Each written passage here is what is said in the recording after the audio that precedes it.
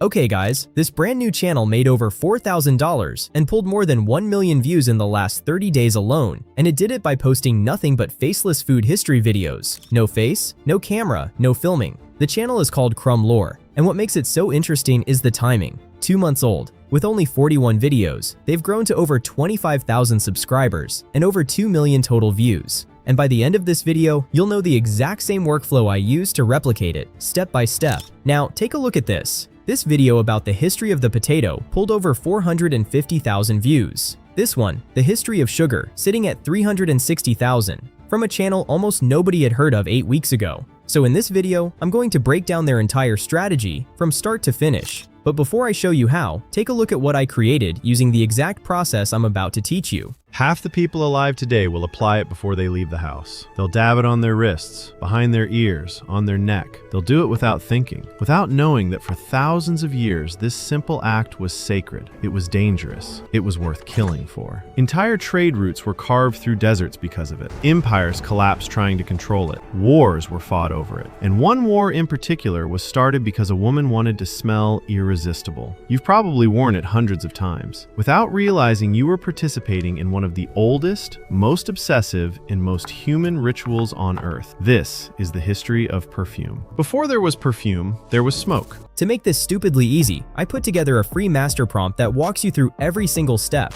It's linked in the description. Grab it now because you'll want it open while we go. Alright, step 1. We need a viral video idea. Head over to that free Google Doc I mentioned, copy the first prompt, paste it straight into DeepSeek, and hit enter. Of course, you can use ChatGPT or Claude for this. That's it. DeepSeek will start generating video ideas for you, and these ideas aren't random. They're built on the same template Crumb Lore is already using. Take your time here, go through all 10, and pick the one that interests you most. For this tutorial, I'm going with this one right here, the history of perfume, the scent that started a war. Now DeepSeek will ask you to paste the title back in, so it can write the full script. So I'll paste in the title I picked and hit generate, and in a few seconds, you've got a complete, ready-to-use script. Here's where it gets good, because a script alone isn't enough. We need visuals for every line, so we first need to generate video prompts. Go back to the Google Doc and find the one called Prompt Generator. Copy it, paste it into DeepSeek, and it'll ask for your documentary script. You can paste the whole script, but for this demo, I'll just use a small section so you can see how it works. Now watch what it does. DeepSeek goes through your script sentence by sentence and writes a detailed video prompt for each one. Every prompt matches the meaning of that exact line, and it gives you the scene duration too, which we're going to need in a moment. Now for the fun part. This is where your script actually becomes a video. Head over to Higgsfield AI and click the first result. Sign in if you haven't already. Once you're in, click Video and select the new model, Seedance 2.5. As a quick tip for you guys before we start, for the best experience, use Higgsfield on desktop. Now go back to DeepSeek, copy your first scene prompt, and paste it into the box on Higgsfield. Before you hit generate, make sure you check the settings. For the model, make sure Seedance 2.5 is selected. Now for the duration, Seedance can generate up to 30 seconds in one go, which is very cool, but you don't want to guess here. Go back to DeepSeek and look at the duration for this scene. For this one, it says 3 seconds. So set the duration to 3, back on Higgsfield. For the aspect ratio, choose 16:9. And for the quality, 720p is enough for this type of video. Now hit generate,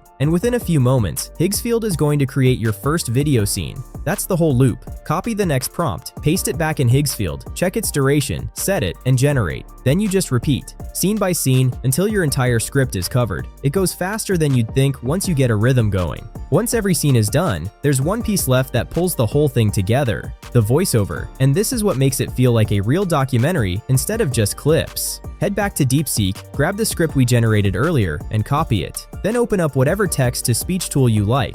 Pick a voice that fits a documentary feel, paste your script in, and generate. Once it sounds right, download the audio. Alright, now we've got every piece. The scenes, the voiceover, all of it. Time to put it together. Open your editing software and import all your files into a new project. Start by dragging your voiceover onto the timeline. Give it a quick listen from beginning to end, and clean up any awkward pauses or dead space between lines. You want the narration to feel tight and natural from the very first second. Now, as you bring each scene into the timeline, listen closely to what the narrator is saying and place the visual exactly where it makes sense. If the narrator mentions a specific object, action, or idea, that's what the viewer should be seeing at that exact moment. Don't rush this step.